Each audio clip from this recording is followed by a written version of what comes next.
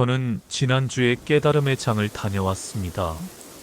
그곳에서 오랫동안 품고 있던 고민의 해답을 얻었다고 생각했습니다.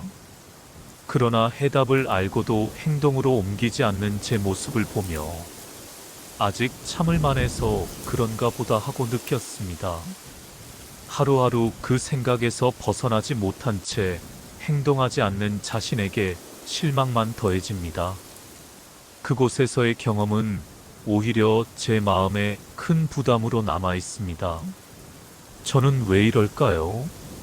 아집이 너무 센 것일까요? 제 자신이 나약해 보여 실망스럽습니다. 스님께서는 이렇게 말씀하셨습니다. 깨달음의 장에서 내가 잘못 보았구나. 내 생각이 잘못되었구나 하고 깨달으셨습니다. 마음도 편안해지고 다시는 그렇게 할 필요가 없겠구나 하고 알게 되어 기분이 좋으셨을 것입니다. 그런데 집으로 돌아와 일상생활을 하다 보니 그 깨달음을 실천하지 못했고 그런 자신을 보며 실망하게 되셨습니다. 이럴 때는 우선 내가 어리석었다. 내가 고집이 셌다. 내가 잘못 보았다. 내가 내 생각에 사로잡혔다. 그래서 이런 고뇌가 생겼구나 하고 인정하는 것이 중요합니다. 지금까지는 상대가 문제다. 상대가 잘못했다. 상대가 그렇게 하니 내가 괴롭다. 하고만 알고 계셨을 것입니다.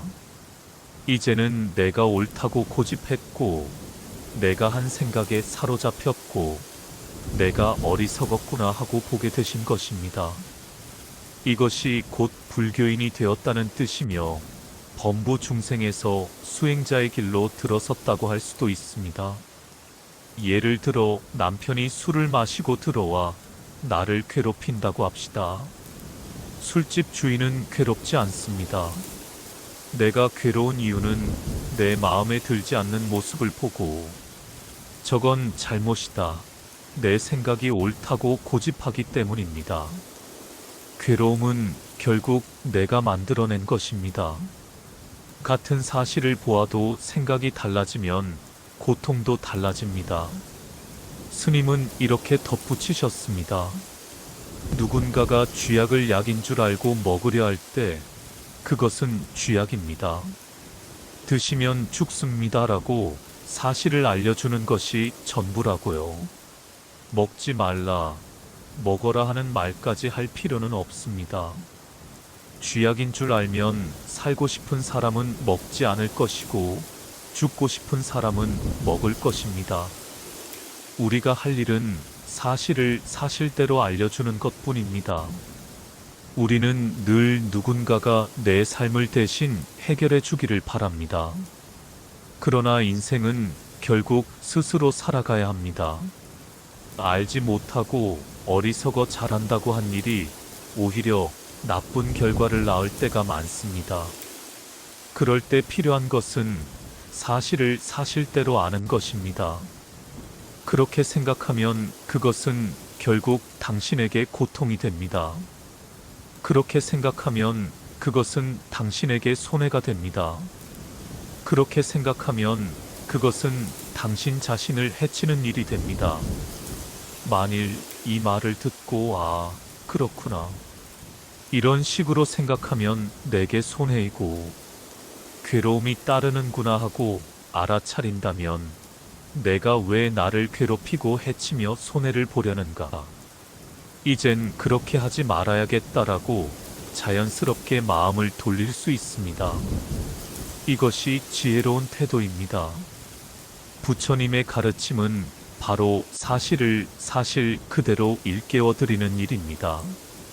그리고 그 사실을 들은 뒤 어떤 선택을 할지는 각자의 몫입니다.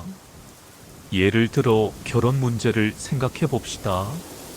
이 사람과 결혼하면 이런저런 이유로 괴로울 가능성이 크겠습니다라고 사실을 알게 되었을 때 어떤 이는 그럼에도 불구하고 결혼하겠습니다 하고 선택할 수 있고 다른 이는 이혼하겠습니다 라고 선택할 수 있습니다. 부처님께서는 결혼하라, 결혼하지 말라, 이혼하라, 이혼하지 말라 하고 명령하지 않으십니다. 인연을 어떻게 지을 것인지는 각자가 결정할 일입니다. 다만 인연을 지으면 그에 상응하는 과보가 반드시 따른다는 사실을 분명히 알아야 합니다. 지금 질문자께서는 인연을 계속 지으면서도 과보는 받고 싶지 않다는 마음이 바탕에 깔려 있습니다.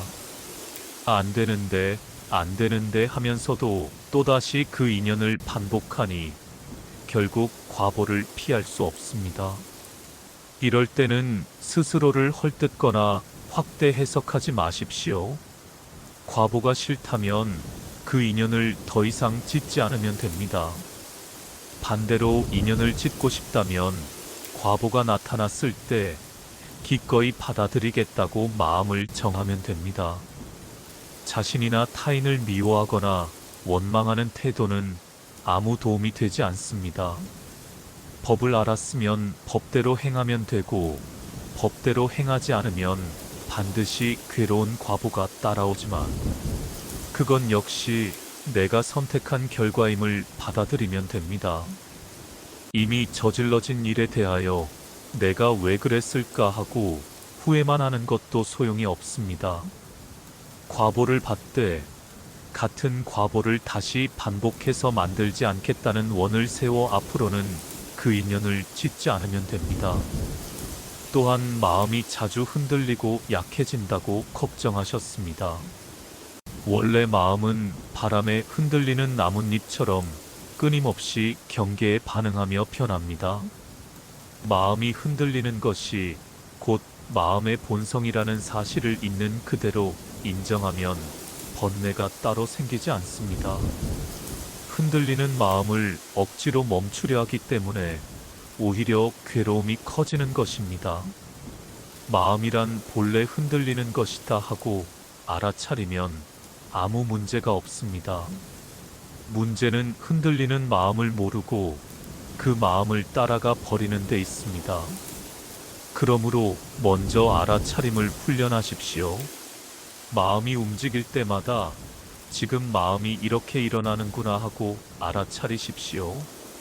술집 앞을 지나가며 마음이 끌리면 끌리는구나 하고 알아차리고, 예쁜 사람을 보고 마음이 동하면 동하는구나 하고 알아차리기만 하십시오. 알아차림이 있으면 그 마음에 끌려가 행동으로 이어지지 않습니다. 이렇게 알아차림을 꾸준히 익히다 보면 경계가 어떠하든 마음이 일어났다 사라지는 과정을 담담히 볼 수 있게 됩니다. 그때 비로소 경계에 구애받지 않는 자유가 생깁니다. 처음부터 흔들리지 않는 마음을 만들려고 결심하기보다 흔들리는 마음을 있는 그대로 보고 알아차리는 연습을 먼저 하십시오. 결심만으로는 작심삼일에 그치기 쉽지만 알아차림은 마음의 성질을 이해하고 수용하는 길이므로 오래 지속됩니다. 첫째 자녀가 동생을 질투하고 괴롭힌다는 질문이 이어졌습니다. 스님께서는 이러한 공격성의 뿌리를 상실감에서 찾으셨습니다. 첫째가 태어났을 때는 어머니의 애정을 독차지했지만 둘째가 태어나자 관심이 분산되었습니다. 동생이 어리기 때문에 더 많은 보살핌이 가는 것은 자연스러운 일이지만 첫째의 무의식에는 사랑을 빼앗겼다는 상처가 남습니다. 이러한 상처가 누적되면 동생에 대한 적대심뿐 아니라 학교 생활에서도 공격적인 모습으로 표출됩니다. 이 경우 어머니가 해야 할 일은 아이를 야단치는 것이 아니라 첫째의 상처를 세심하게 헤아리는 것입니다. 예컨대 동생을 돌볼 때 너를 덜 사랑해서가 아니라 지금은 동생이 어려서 그렇다. 조금만 기다리면 엄마가 너도 충분히 챙기겠다라고 자주 설명해 주십시오. 또 아이가 질투심을 드러낼 때 왜 그러냐고 몰아세우기보다 내 마음이 상했구나 하고 공감하며 진정시켜야 합니다. 이렇게 부모가 아이의 상처를 인정하고 다독이면 공격성은 점차 줄어듭니다. 이와 함께 부모 자신을 돌아볼 필요도 있습니다. 혹시 어머니께서 남편에게 반말을 하거나 어른들 앞에서 예의를 지키지 못한 적이 없었는지 살펴보십시오. 아이는 부모의 태도를 그대로 배웁니다. 부모가 서로에게 공손하고 잘못하면 죄송합니다라고 솔직히 사과하며 알겠습니다 하고 받아들이는 모습을 보이면 아이 역시 자연스레 예의와 배려를 익힙니다. 그러므로 매일 새벽에 108배 절을 하며 남편에게 참회 기도를 드리고 생활 속에서도 남편에게 존중과 미소로 응답해 보십시오. 그 변화를 아이가 고스란히 배웁니다. 다음 질문은 외모 성적 등 타인과 끊임없이 비교하며 우울감에 빠진 연년생 딸에 관한 것이었습니다. 스님께서는 긍정적인 시선을 강조하셨습니다. 부모가 아이를 바라볼 때 첫 마디를 우리 아이는 건강해서 고맙다로 시작하십시오. 성적이 기대에 미치지 못해도 괜찮다. 다음에 더 잘하면 된다라고 말해 주십시오.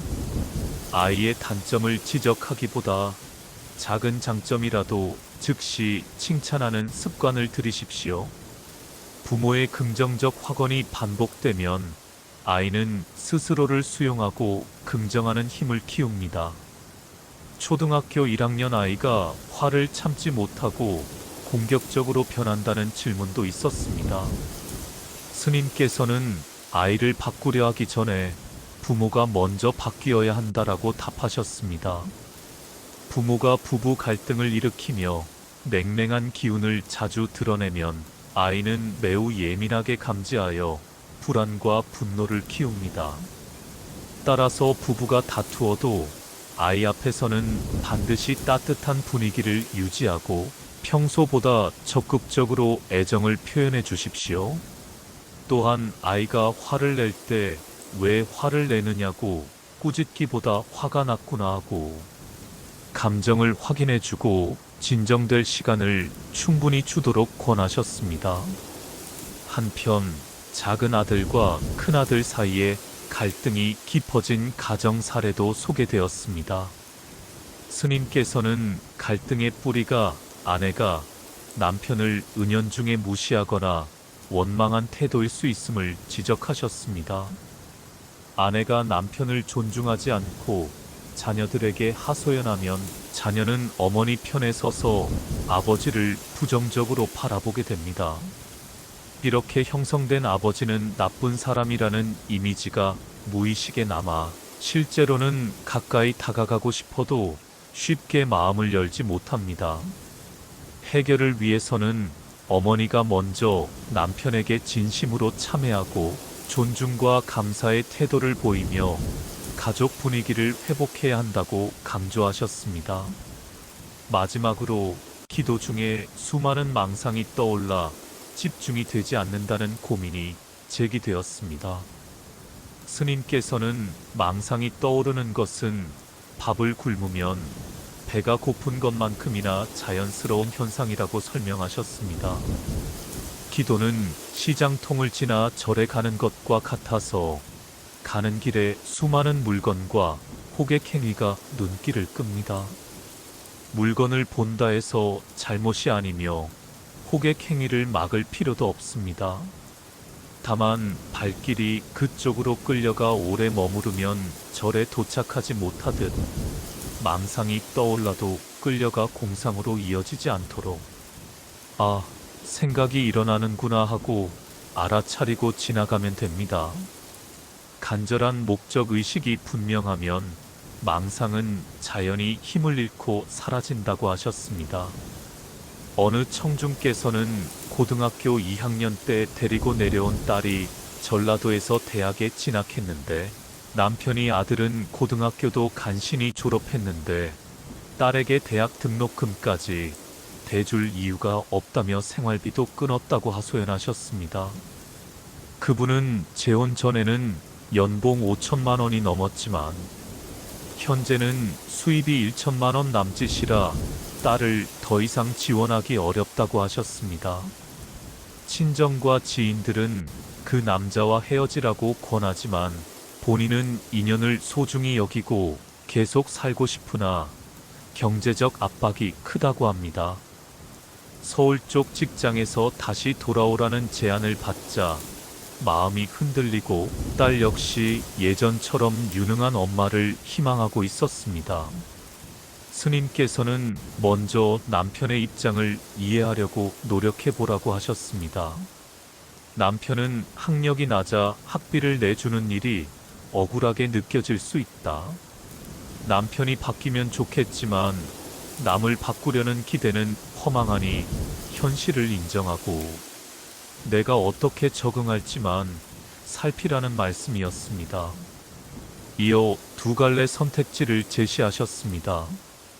첫째, 남편과 가정을 지키기로 결심한다면 딸에게 입학금까지만 도와주고 이후 생활은 스스로 책임지라고 분명히 선언해 아이를 자립시켜 주십시오. 이 방식은 딸을 애완용 동물이 아니라 스스로 설 수 있는 사람으로 키우는 길이며 남편과의 갈등도 줄일 수 있습니다.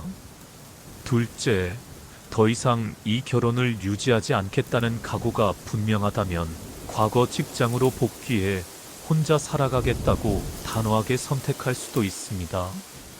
단, 이 경우에는 경제적 손익 때문에 헤어지는 것이 아니라 새로운 길이 자신의 인생 방향이라고 판단됐기 때문이어야 합니다.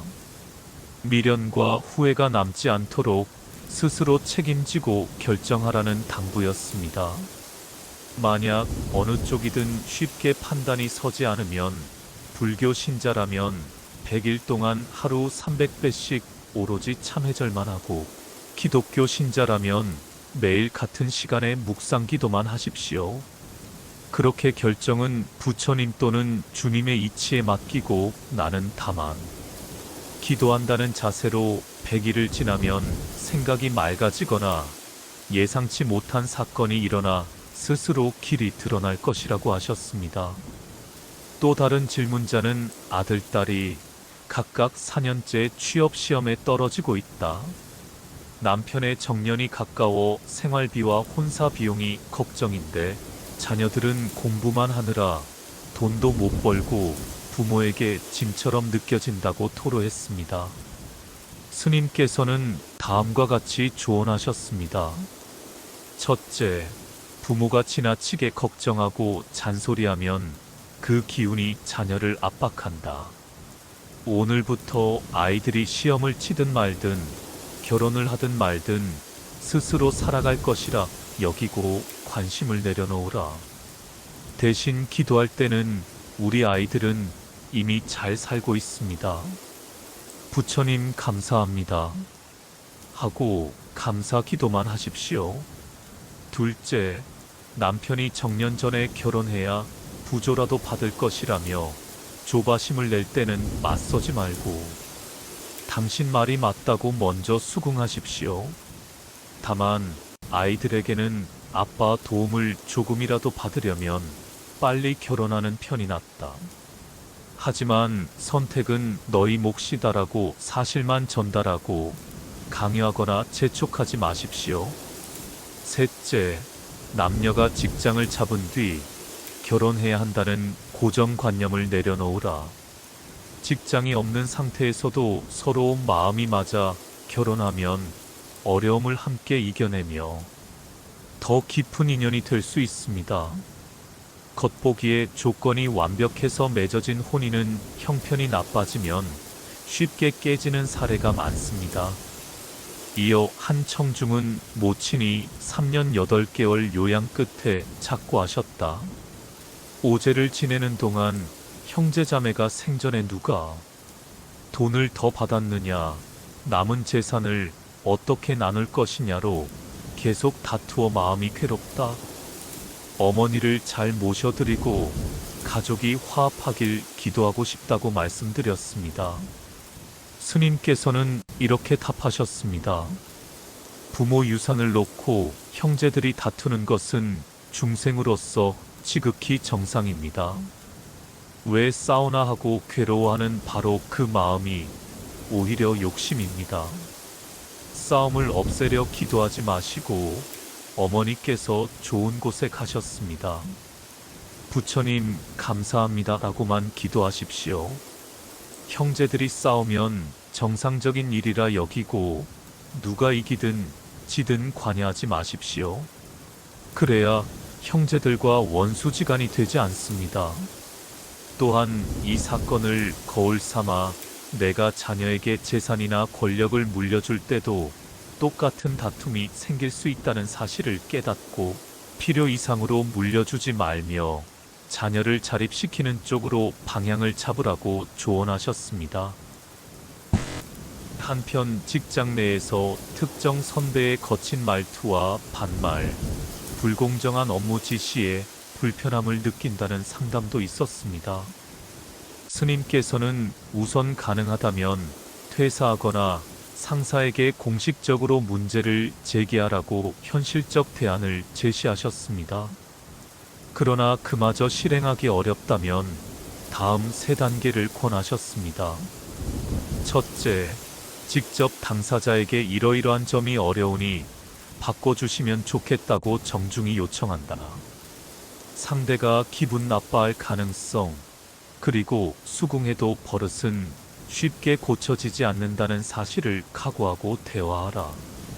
둘째, 그래도 변하지 않으면 선배는 원래 그런 분이라고 받아들이고 시키는 일은 할 수 있는 한 웃으며 수행하되 과도한 요구는 죄송합니다. 어렵겠습니다 하고 부드럽게 거절한다. 셋째, 이를 수행 삼아 적극적으로 마음을 내어 저분 덕분에 나의 인내와 차비가 자란다고 여겨보라. 이렇게 마음의 태도가 억지로 참고 견디기에서 자발적 수용으로 바뀌면 더 이상 비굴하지 않고 오히려 편안해진다. 마지막으로 자식에게 거는 기대가 너무 커서 내려놓기 힘들다는 질문에 대해 스님께서는 욕심과 원의 차이를 설명하셨습니다. 목표를 향해 10번 노력해야 할 일을 2번 해보고 포기하면 그것은 욕심이다. 반대로 10번 넘어져도 스스로 연구하고 다시 일어난다면 그것은 큰 원이다. 욕심은 불만과 좌절을 낳지만 원은 도전과 성장을 이끈다. 그러니 부모라면 내 아이가 서울대에 갈 것이다라는 욕심 대신 아이가 넘어져도 다시 일어설 힘을 지녀주길 바란다는 큰 원을 세워보라고 권하셨습니다.